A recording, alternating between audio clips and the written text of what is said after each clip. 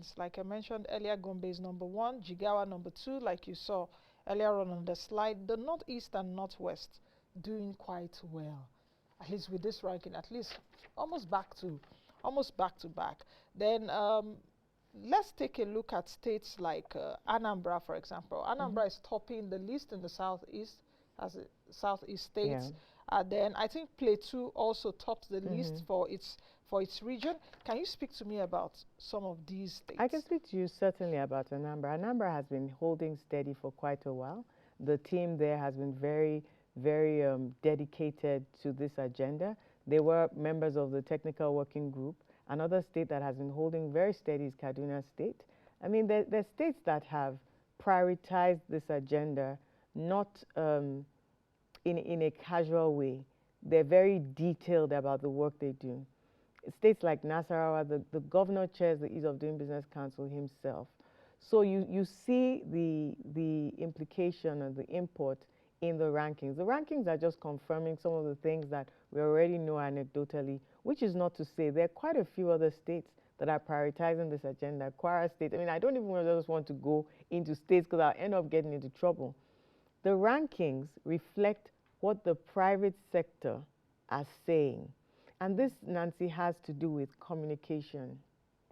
So we always tell state governments that it's not enough to implement a reform if the private sector don't know that the reform has been implemented. So communication, communication, communication. And then if you implement a reform that is not the priority of your private sector, then it also doesn't have the desired effect. So engagement, engagement. So we at the PEBEC, we set annual action strategic plans.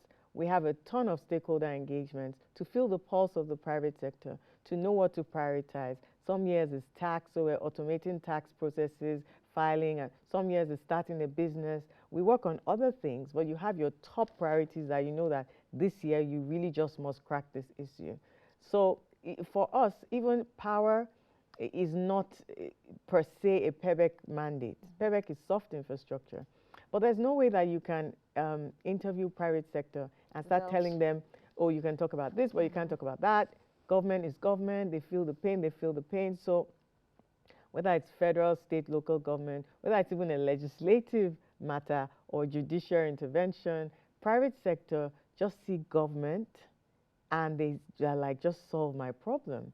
And another thing is that a lot of businesses that we interview, they do business across state lines. So if you deal in maybe if you're in manufacturing, you're getting inputs from upcountry, you're manufacturing in another part of the country, you're selling or you're exporting through another part of the country. So they're crossing state lines. So some of them are feeling the pain in different places, and they're feeling also regulatory challenges through federal agencies. So we released our EO1 ranking report just about 3 weeks ago. So us at the PEBEC, we're trying to work with empirical data to give federal government and state governments data, information to make credible reforms, and also to give private sector a voice. MSMEs in particular are fragmented, they're decentralized. They don't always have very strong lobby or very strong organized private sector. They have a few, they have NASME, NASIMA, but there are millions, over 40 million of them across the country. We need to go to them. So we go on tour quite a bit. We go every region we've been at least 3 times around the country.